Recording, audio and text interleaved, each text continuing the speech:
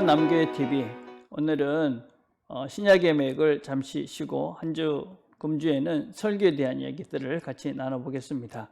오늘은 설교의 역설 혹은 설교의 모순, 이런 제목으로 말씀을 같이 나눠보려 합니다. 하나님의 말씀은 고린도전서 4장 21절입니다.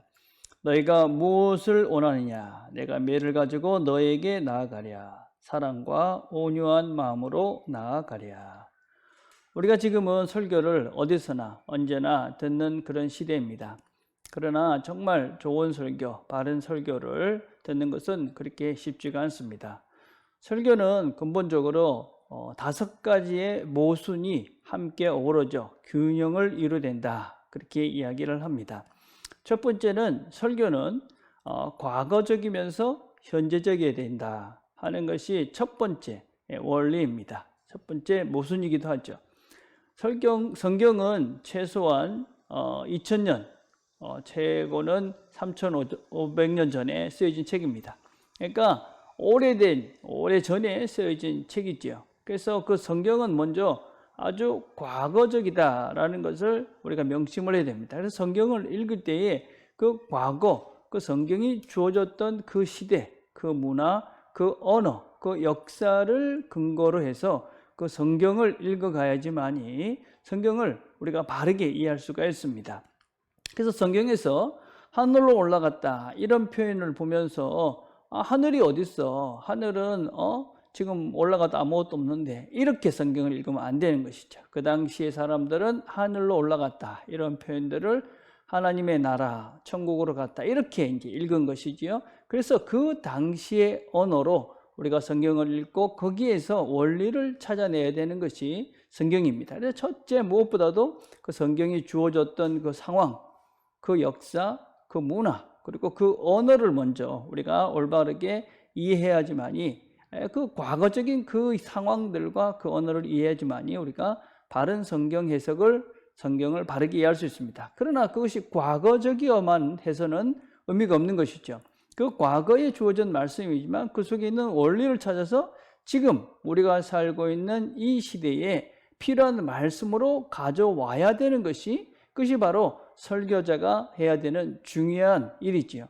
그래서 존 스타트 목사님이라는 분은 설교라는 책을 쓰면서 어떻게 그 제목을, 타이틀을 붙이셨냐면 Bridge Between Two Worlds라고 이야기를 하셨습니다. 많은 의미를 가지고 있는데, 그러니까 다리입니다. 두 세계, 성경의 그 과거의 시대와 지금 우리 시대를 연결하는 것이 바로 설교다, 이렇게 이야기를 하고 있습니다. 그래서 과거적이면서도 현재적이어야 된다라는 것이 설교의 첫 번째 모순이며 원리입니다. 두 번째, 그렇기 때문에 성경은 이상적이면서도 아주 현실적이어야만 합니다. 성경의 원리는 아주 원론적이기 때문에 이상적입니다.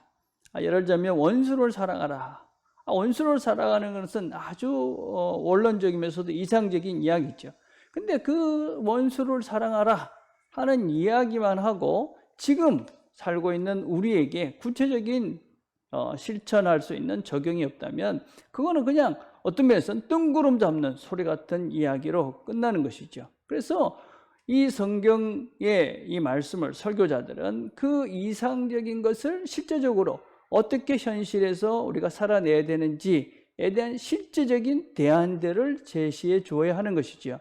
그래서 릭 워렌 목사님 같은 경우에는 새들백 교회의 릭 워렌 목사님은 설교를 아주 길게 하십니다. 근데 전반부는, 그래서 중간에 브레이크를 한번 하고 찬양도 하는데, 전반부는 성경의 원리를 설명하셔요. 그리고 후반부에서는 그렇다면 실제적으로 어떻게 살아내야 되는가 하는 이야기를, 실제적인 이야기들을 하시죠. 그래서 우리가 원수를 사랑하라, 원리죠. 그것만 이야기하고 끝난다면 우리는 참 막연할 수 있습니다. 원수가 시대마다 다르고 상황마다 다르고 사람마다 다릅니다. 그럼 이 시대의 원수를 사랑하는 것은 어떻게 할 수 있는가?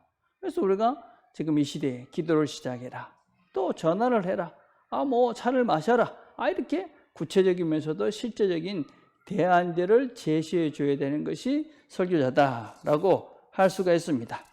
자, 세 번째, 설교는 권위적이면서도 유보적이어야만 합니다. 이게 무슨 얘기냐면 성경은 절대 가치 기준이 되는 최종적 권위의 책입니다. 그래서 설교는 권위적입니다. 하나님 말씀이니까 권위적이죠. 그렇지만 여전히 그 설교를 전하는 사람은 사람이고, 또 우리는 여전히 하나님의 말씀을 완전히 이해할 수 없는 존재들입니다. 그렇기 때문에 권위적이면서도 여전히 유보적인 태도를 취해야만 합니다. 우리는 하나님을 완전히 다할 수 없고 성경의 깊이를 다할 수가 없습니다. 그래서 우리가 특별히 조심해야 될 사람들은 성경을 말씀하며 설교를 하면서 그거 곧 자기의 말이 하나님 말인 것 같이 설교하는 자들은 대단히 조심을 하셔야 됩니다.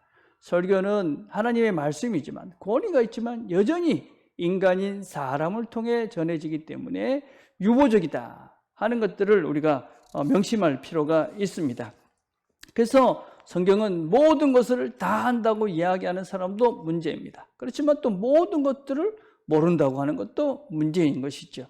그래서 우리는 성경을 더 연구하면서 더 겸손하게 설교해야 되는 것이 설교의 세 번째 모순입니다.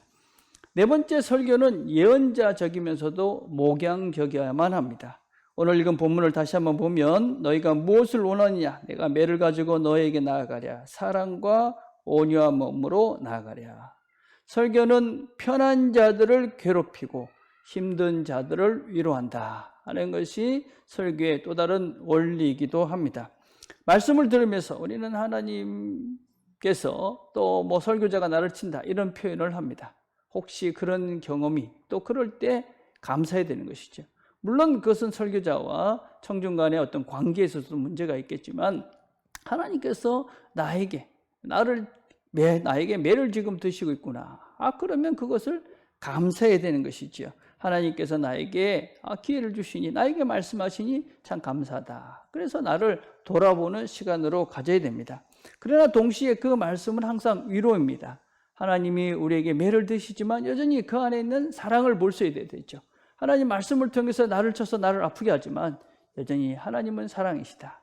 그래서 듣는 청중은 그 말씀을 들으면서 하나님의 사랑을, 아프지만 사랑을 그 속에서 이렇게 느껴야 되지만, 또 목회자, 설교를 하는 사람들은 그 말씀이 하나님의 말씀을 전하기 때문에 그 듣는 청중들이 얼마나 아파하고 힘들어할까를 생각하면서 여전히 같이 아파하고 같이 고통스러워하면서 그 말씀을 전해야 되는 것이죠.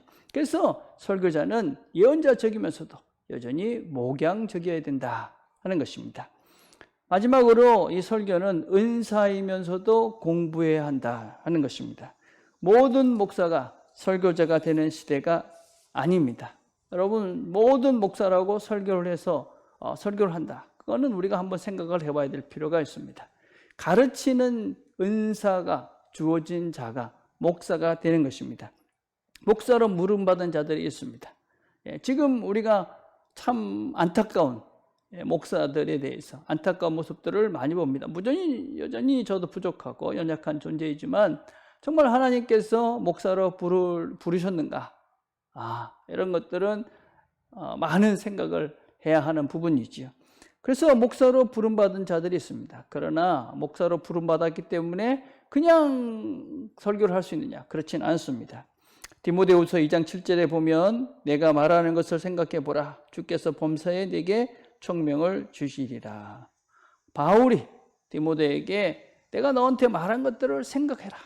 그리고 바울은 분명히 디모데가 하나님께서 주신 은사가 있다, 그렇게 선언을 합니다. 그 은사가 있지만 말씀을 생각하면서, 그리고 그것들을 열심히 연구해야지만이 좋은 목회자가 될 수 있다, 그렇게 이야기합니다. 그래서 은사가 있지만 여전히 연구하는 사람들이 돼야 된다. 그래서 은사와 연구, 노력이 함께 어우러지는 것이 설교다.